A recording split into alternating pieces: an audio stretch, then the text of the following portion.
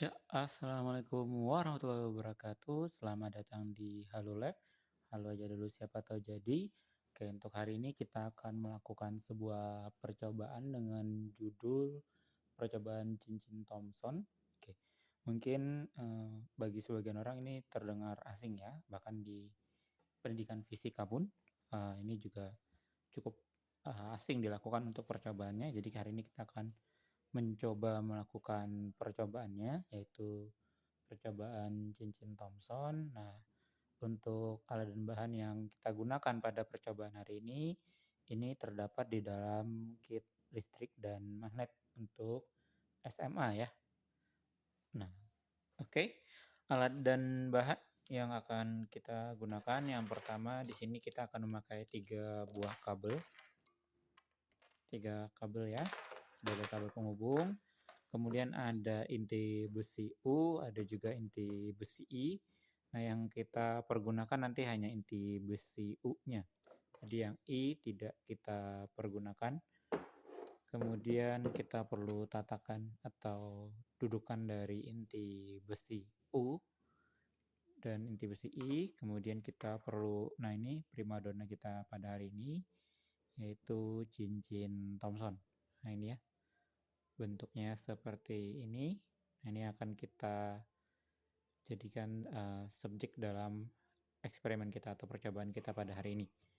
Berikutnya ada besi panjang dan 2 besi pendek. Kemudian kita perlu kumparan atau induktor. Ini induktor dengan 150 lilitan.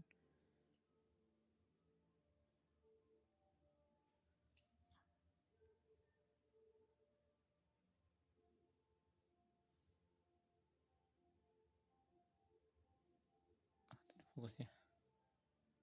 Nah itu. Ini lilitan dengan 150 lilitan. Bahannya tembaga. Oke. Kemudian kita juga perlu saklar. Ini switch one way, satu jalur. Kemudian kita perlu power supply yang nanti akan kita gunakan arus AC-nya. Untuk sumber tegangannya nanti yang akan kita gunakan ini adalah 4, 6, 8, 10, dan 12. Tergantung pemakaian nanti ya. Oke, mari kita rakit terlebih dahulu.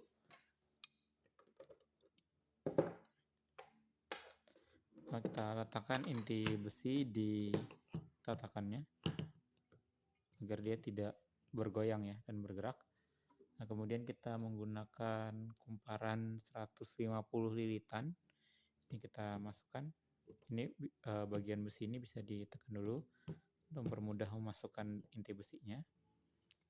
Oke, sudah terpasang inti besinya. Kemudian kita letakkan besi panjang.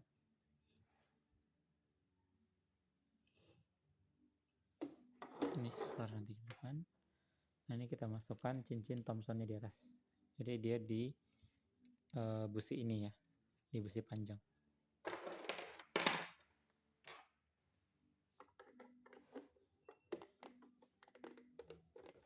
Kita hubungkan saklarnya. Hubungkan kabel pendek lagi, satu. Kita hubungkan ke bagian bawah. Nah, pada percobaan ini kita akan memasukkan arus AC ke dalam induktor ya, sehingga terjadi induksi elektromagnetik. Nah, pada percobaan ini kita akan mengamati apa yang terjadi pada si cincin Thomsonnya ketika kumparan ini diberi arus listrik AC dengan tegangan tertentu, sehingga efeknya apa nanti gitu ya. Mungkin untuk memperpanjang jaraknya nanti kita bisa menambahkan 2 atau lebih ya, 2 deh boleh. 2 besi gitu ya. Dan di atasnya sedikit kurang pas ternyata.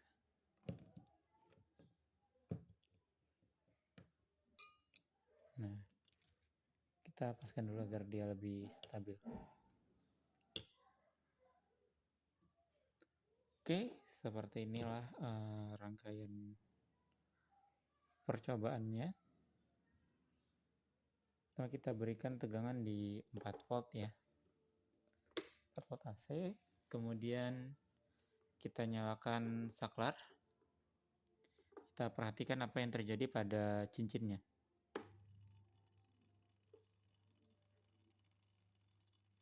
Nah, ketika kita tekan ternyata cincinnya bergetar.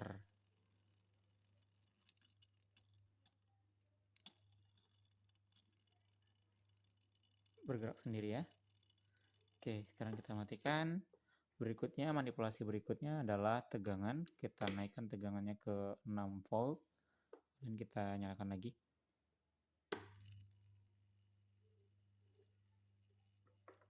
Nah, saat ini posisi cincin terangkat ya. Dari posisi semula. Coba kita turunkan. Di sini terdapat gaya tolak menolak seperti magnet gitu ya. Nah, ini. Ketika saya lepaskan, dia naik ke atas kembali. Sampai akhirnya dia stabil, diam. Oke, ini tegangan 6 volt. Sekarang kita naikkan tegangannya ke 8 volt. Oke, loncatannya lebih tinggi ya ketimbang 6 volt tadi. Nah, ketinggian dari cincinnya juga jauh lebih tinggi. Ini di 8 volt. Oke. Sekarang kita coba naikkan ke 10 volt. Oke, loncatannya lebih tinggi dan jarak dari cincinnya juga jadi lebih tinggi. Oke, sekarang bagaimana kalau kita coba ukur perbedaan ketinggiannya?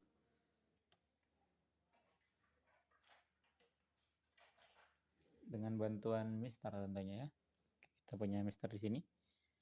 Oke, akan kita coba nyalakan di 4, dia masih bergetar. Di 6 volt dia sudah mulai terangkat. Kita tunggu dia stabil dulu. Baru kita ukur. Kita ukurnya dari ketinggian ini saja ya. Nah, dari sini anggapannya kita dapatnya di 1,8. Kalau seperti ini ukurannya ya, 1,8 cm. Kita matikan dulu, kita naikkan ke 8 volt. Oke, tunggu dia stabil dulu. Coba kita ukur, sekarang dia di 3,8, 3,7, 1,8, kemudian ke 3,7 di 10.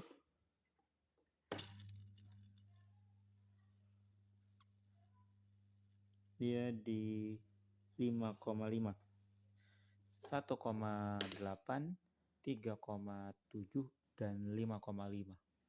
Setelah itu coba kita berikan tegangan 12 volt. Wah, meloncat ya. Ternyata dia tidak kuat sampai ke 12 volt dan cincinnya menjadi panas. Ya, ini panas. Oh, bagaimana ya? Kalau di termometer bagus ini. Sayangnya kita masih belum punya termometer yang digital untuk suhu. Kita hanya punya termometer ini ya. Kita adanya termometer biasa. Jadi cukup kurang efektif untuk mengukur ini. Mungkin nanti kita bisa beli atau kita sediakan ya nanti ya. Semoga ya. Oke, sambil perlahan kita lakukan percobaan-percobaan saja. Nah, ini ketinggian seperti ini masih bisa dilewati oleh cincinnya ketika meloncat di tegangan 12 volt. Nah, namun resiko terburuknya juga setelah dia terbaca meloncat, ini power supply kita juga mengalami reset atau konslet ya, harus pendek. Dan trafo kita, kumparan kita menjadi cukup panas ya. Mungkin maksimal kita bisa mencobanya sampai cukup bahaya ya. Mungkin maksimal kita mencobanya bisa sampai di 10 volt saja untuk percobaan ini. Itu sudah cukup terlihat dengan manipulasi di 4, 6, 8, dan 10. Ada 4 kali manipulasi. Saya rasa itu sudah cukup untuk melakukan percobaan ini.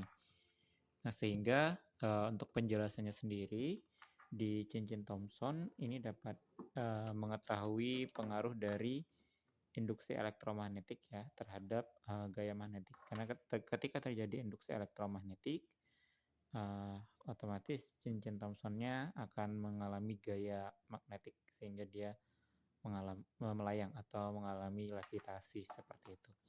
Mungkin untuk lebih detailnya bisa dilihat di bahan bacaan berikut.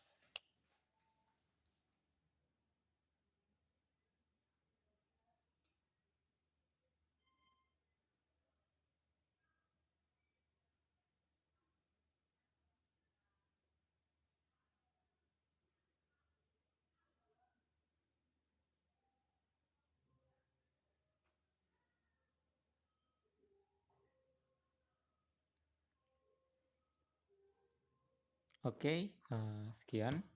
Inilah percobaan cincin Thomson yang jarang kita lakukan ya. Semoga ini dapat menginspirasi dan dapat dilakukan secara sederhana di sekolah masing-masing untuk memancing minat belajar peserta didik kita, di mana kita bisa membuat sebuah levitasi.